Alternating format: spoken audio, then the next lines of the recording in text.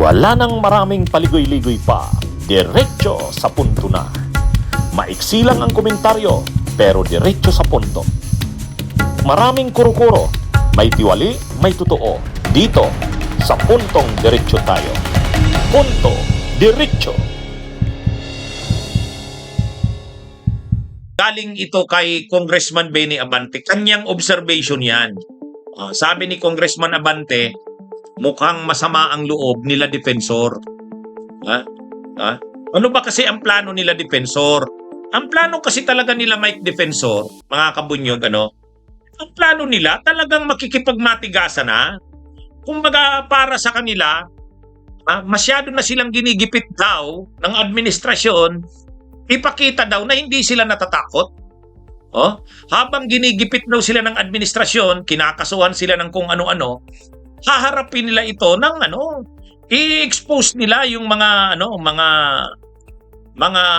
korupsyon ng gobyerno. Yun ang sinaano ni Mike Defensor, ang plano.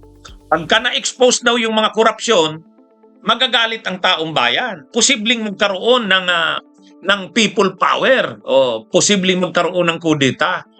Kung ano talaga nila Mike Defensor sa kanila baligod, saka itong mga Malita Boys, galitin ang taong bayan, galitin ang military, galitin ang PNP, dumating na sa punto na yung critical yung critical tipping point, yun. Pag dumating na doon, magagalit na ang taong bayan, mag-aaklas na ito.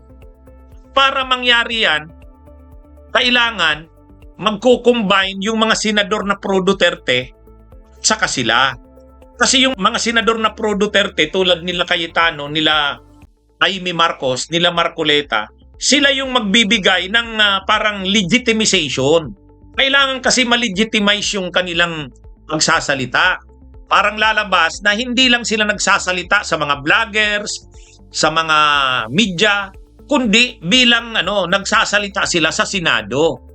Kaya gusto nila maging official at formal daw yung kanilang paglalabas ng mga di umano ebidensya nila. Kaya ang gusto nila, nandun sila Cayetano, nandun sila Marcoleta, nandun sila Amy Marcos. Kasi ang paniniwala nila, si Pia Cayetano pa rin ang chairperson ng Blue Ribbon. At ang Senate President pa rin ay si Alan Peter Cayetano. Yun ang kanilang paniniwala. Hindi nila kinikilala si Gatchalian. Ang problema, nila Cayetano sa kila Marcoleta ay winawarningan na rin sila ng Senado . O sige, gawin nyo yan. Nagpa-interview pa naman si Matibag. Sabi ni Director Matibag ng NBI, pwede silang makasuhan dyan. Sino man na ma-involve dyan, sino man dyan na magsabi na yan ay Blue Ribbon Committee hearing, lahat ng mai-involve dyan ay pwedeng makasuhan. Usurpation of authority. So, alam nila Cayetano at saka Marcoleta, totoo yun. Nakaharap sila sa maraming problema, maraming kaso. Pati yung may-ari ng venue, na-warningan na rin siya. Siyempre, nakarating na sa kanya na posible siyang makasuhan. Kaya, kumbaga, kahit yung may-ari ng venue, kinausap yata nila Mike Defensor, pumayag, pero payag siya, pero gawin nyo, press ko na lang. Di ba ganun din yung live ko noon? Di ba ganun din yung live ko? Sabi ko, ito naman kasing sila Mike Defensor . Tinatawag pa nilang session ng Blue Ribbon Committee hearing. Hindi na ginawa nila yan. Maiipit ang lahat, malalagay sa alanganin, pati yung may-ari ng venue. Pero sabi ko, kung gagawin nila yan na press con lang, parang meeting lang doon, sabay may media, may mga vloggers, lusot pa doon yung may-ari ng venue. Freedom of expression naman yun . Yun nga ang nangyari nung hapon. Parang pinakinggan yung sinabi ko Kaya lang, sila Mike Defensor kasi hindi. Kung gusto na talaga nila doon, dramatic. Si Mike Defensor talaga, saka sila baligod, kung gusto nila, mas matinding impact. Willing na silang makipukpukan. Ibig sabihin, makasuhan na kung makasuhan. Pero kailangan ipakita na defiant sila sa panggigipit ng administrasyon. Kaya ang gusto ni Mike Defensor, nandun sila Cayetano, nandun sila Marcoleta, nandun sila Amy Marcos, nandun din yung Malita Boys. Kung aarestuhin sila, maganda yan, mas dramatic. Parang ganun kay Mike, ano ang ano nila dyan eh. Kaya lang, siyempre, sila Cayetano sa sila Marcoleta, mukhang hindi naman sa ganun na mukhang hindi handa sa ganung konfrontasyon eh. Ha? Mukhang hindi handa sa ganung konfrontasyon. Kasi, siyempre, ano sila eh, sitting senator sila, nakaupong senator. Nagka-problema na nga sila noong yung pagtakas ni Bato.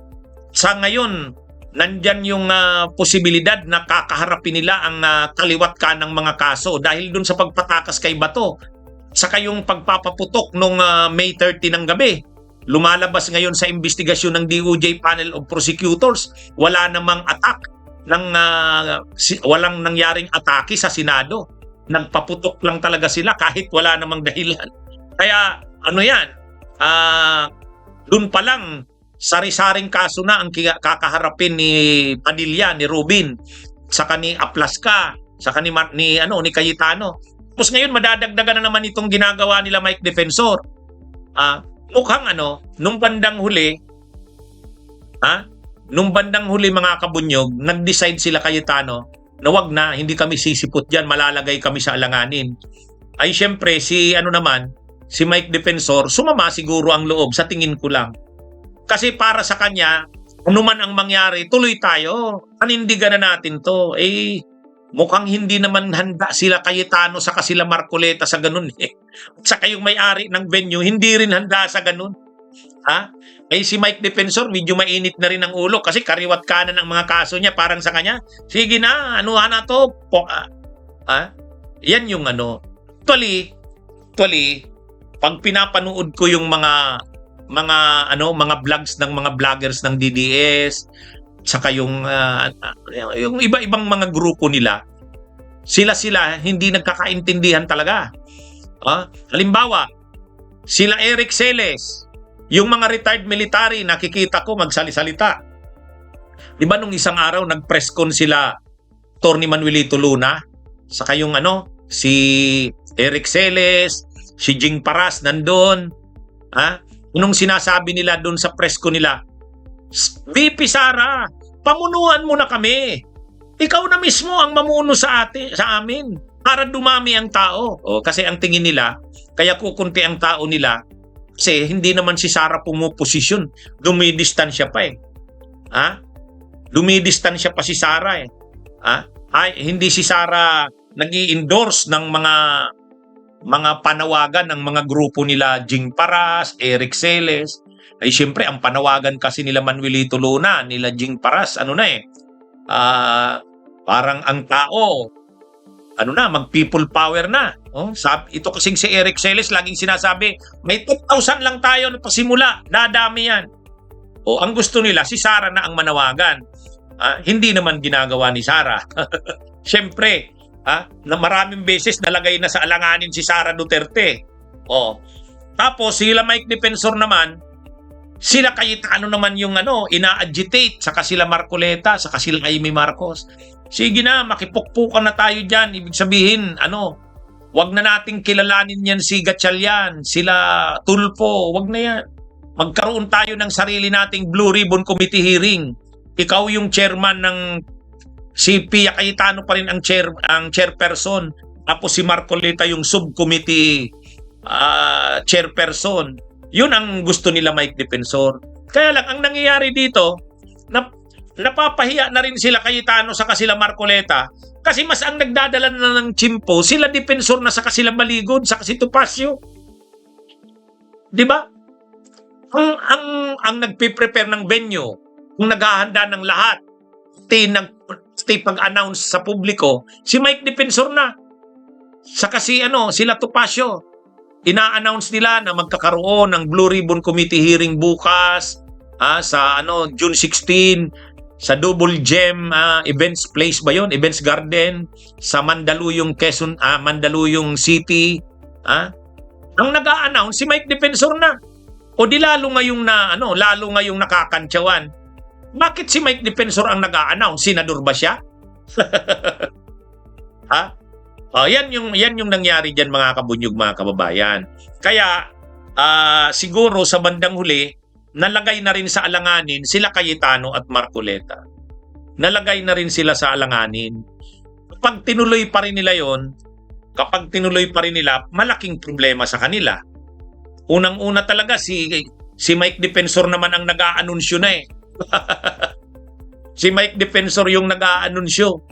Siya pa yung nagpapatakbo ng activity. So parang ang nangyari, invited lang sila Cayetano at Marcoleta saka sila Amy Marcos. Baliktad, dapat ang Blue Ribbon Committee hearing ang nag-o-organize, ang nag-a-announce, ang nagdadalang tiyempo, ang nagko-command, ang nagtitimon, Blue Ribbon. Kung totoo silang Blue Ribbon, sila dapat ang nag-aayos noon, mga staff nila. Tapos, invited lang dapat yung Matelita Boys. Invited lang dapat sila Mike Defensor. Ganun dapat. Ang nangyayari, kitang-kita naman, hindi ganun eh. Ang nangyari, ang nag-organize sila Mike Defensor eh. Ang nangyari, ang nag-announce si Mike Defensor eh. Ang tinatanong pa nga kung tuloy ba o hindi, si Mike Defensor. Ang nag-announce pa na tuloy ito, tuloy. Kahit si Atty. Topacio, tuloy. Sabi ni Congressman Mike Defensor, ex-Congressman Mike Defensor, tuloy daw. Imaginin nyo yan, Blue Ribbon Committee hearing, tapos ang nagsasabi kung tuloy si Mike Defensor. Kaya sa totoo lang, maiipi talaga doon sila Cayetano, saka si Marcoleta. Kaya sa bandang huli, nag-decide silang wag na lang. Wag na, malalagay tayo sa alanganin dyan, malaking problema yan. Kaya lang, syempre, sa projection nila doon eh.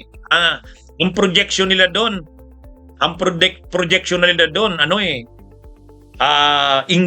matinding activity yun. Naka-announce talaga yun eh, naka-announce. Kaya, ang plano sana nila Mike Defensor, i-cover ng media yun. Kasi nandun yung mga senador, nandun yung Malita Boys, nandun sila Baligod. Kaya lang, yung announcement nga nila, yung plano nila, yung original na design, hindi nangyari. Ang malala pa dito, hindi man lang nagpakita si Cayetano. Hindi man lang nagpakita si Marcolet. Si Amy Marcos nagpakita ng umaga, umalis din kaagad. Hindi na bumalik. Siguro nasabihan na rin si Amy, malamang, huwag ka nang bumalik doon, baka malagay tayo sa alanganin. Yan ang problema dyan, mga kabunyog. Yan ang problema nila Cayetano, nila Marcoleta. Masyado kasi nilang tinapangan eh, yung laban nila eh. Akala mo kaya nilang i-sustain yun. Bunyog, halikan na kasama ka. Bunyog, kapag buklod ay may pag-asa. Luzon, Visayas, Mindanao, isa ang pananaw. Sa bagong Pilipinas ang bunyog isisigaw. Bunyog.